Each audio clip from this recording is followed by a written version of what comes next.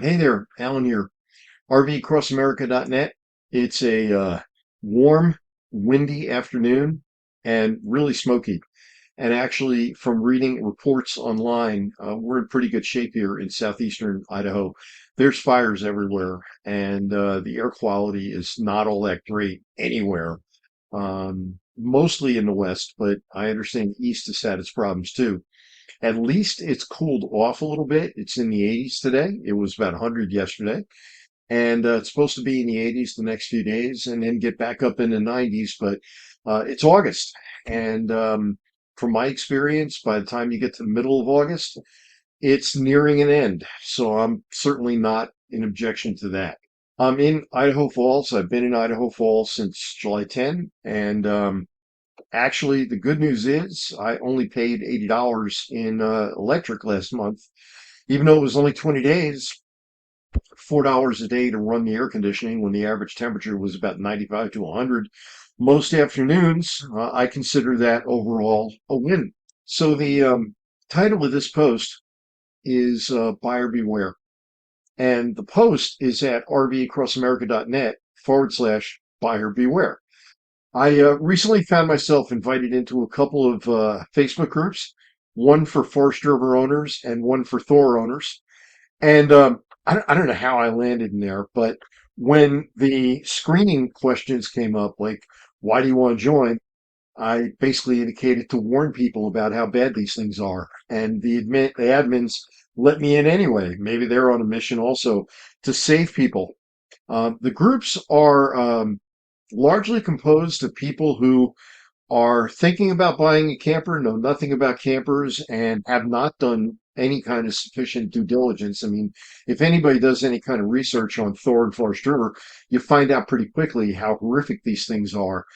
And it's also comprised of people who have had problems and have no idea of how to handle the situation. They don't know how to approach it.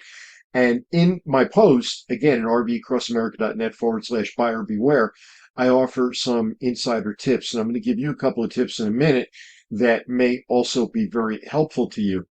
One of the things I'm discovering is that, and this is dangerous, people have no idea of exactly how much damage they're doing to their campers when they allow water to intrude.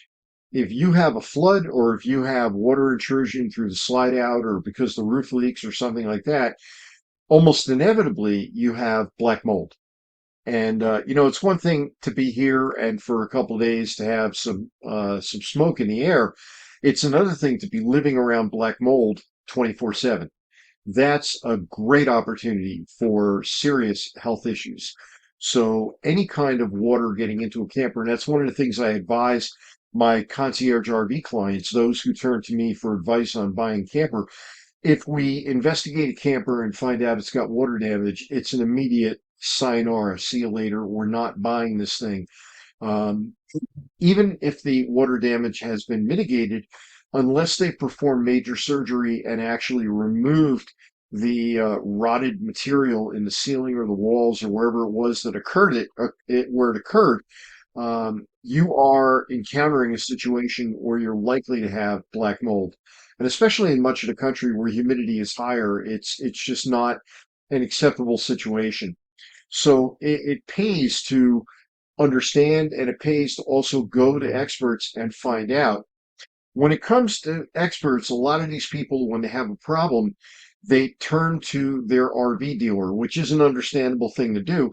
But what you're doing is turning to a service center at a RV dealership that is number one, overwhelmed, and number two, populated with RV techs who are essentially earning minimum wage.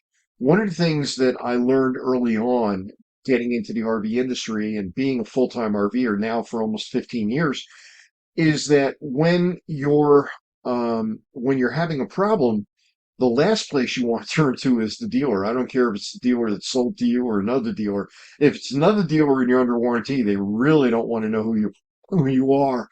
But if it's not under warranty, of course they'll accept your business in most cases, but you don't want to talk to them because the person you're most directly dealing with, the tech that works on your camper, is usually a guy making just over minimum wage. I mean, 20, 25 bucks an hour. And if he was any good, I maintain he would leave that RV dealership and he would become an independent mobile RV tech. Independent mobile RV techs, and they're in every community, they're all over the place, are earning about the same money that the dealership will charge you for a service call, but um, they are collecting it entirely themselves. In other words, they live and die by their Google reviews. That's one of the things I look for when I'm looking for a qualified RV tech. I want to know, is he listed on Google? Does he have Google reviews? And are people saying good things about him? Because that'll tell me whether or not this guy is worth his salt.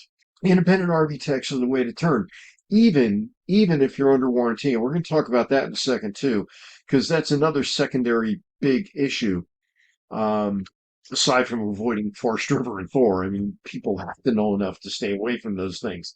There are alternatives, and as a RV consultant, as a concierge, I work with my clients to help them understand what's worth buying and what's not worth buying. And people often say to me, well, I'm looking for a fifth wheel. What should I get? Well, the answer is not as simple as go buy an Arctic Fox, go buy an outdoors RV. It comes down to what's your budget? What are your wants and needs? And what are you towing it with? Those are all background things I need to know. And how many people do you need to sleep?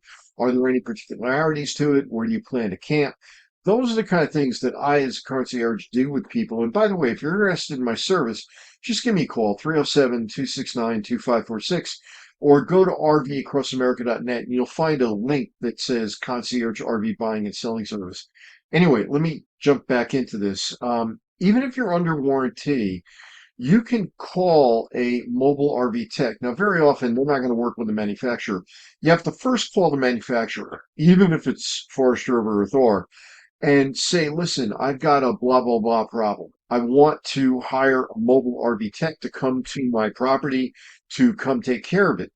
And most of the time, most of the manufacturers will approve that, and you'll wait a lot less time. You'll deal with somebody who's a lot more of an expert. Now, very realistically, the mobile RV tech is probably not going to want to deal directly with the manufacturer, meaning you'll pay the mobile RV tech, he'll give you the receipt, and you'll submit it to the manufacturer and rely upon them to take care of things. Now, the two things that they're not real big on taking care of, and this is the same thing with RV dealers, is any kind of travel cost.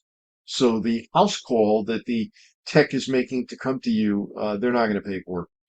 And the second thing is diagnostic time. So if there's an issue, like I had an issue years ago with a Crossroads trailer that I had that was Thor product, my mistake. When I brought it to a dealer, because I didn't know any better at the time, the first thing the dealer said is, we've got to take this apart and figure out what landing gear you have. And even calling a Lippert and even calling up Crossroads, they had no idea what landing gear I had.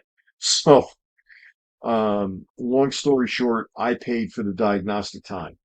So even if you use a mobile RV tech, you'll pay for the diagnostic time and you'll pay for the house call, but they will pay parts and labor once the issue is settled. So that's one thing to think about. Another thing that I recommend to people, one of the things I'm learning by being in these groups, is that a lot of these people are buying brand new campers. God, folks, that is not a good move 99% of the time. It's not a good move. So the reality is this, in the first 2 years, most campers have an incredible depreciation curve. They'll drop 40% in the first 2 years. And I don't care who it is. It could be an Arctic Fox. It could be an Arctic Wolf. Arctic Wolf is a Forest River. It's one of the worst campers made. So, regardless of what it is, don't buy new.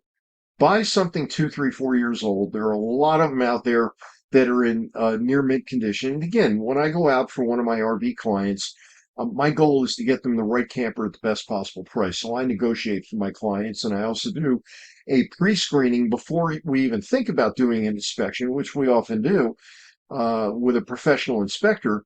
I do a pre-screening to find out if this thing has issues, because if we find out immediately it's got water damage, well, that's going to be the end of the discussion. So my post at rvcrossamerica.net/buyer beware has more tips and more information than this. Also, you're going to find that there are some pretty inspiring photos that are previewing a post coming up. That's going to be on Canyonlands. So it's day two of a visit that Isaac and I made to central Utah back in April of 2025. So it's a walk down memory lane for myself and for Isaac, and it's a walk down information lane for yourself potentially if you're thinking about visiting Canyonlands. It's a great national park and definitely a place worth visiting. Um, One of the other things that I'm picking up on, the last thing that I want to share with you is a lot of these people in these Forest River groups and Thor groups are buying these campers for full-time use. And many of them don't even have a tow vehicle. They're just having them dropped on some property or on some campground. And I've even had a couple of RV clients recently who came to me for that purpose. It's, I think, the tip of the iceberg of a trend. And it's not exactly a brand new trend, but it's a new enough trend that in a new post coming up soon, I'm going to be talking about this trend towards full-time RV life, why it's happening, what it's indicative of, and it's a much bigger picture than just the RV world. It's looking at our nation in general. So, Alan here, rvcrossamerica.net/ buyer beware. And again, the post itself has much more. Go there, check it out. Leave me feedback, please. Thumbs up for the video, leave a comment on the video.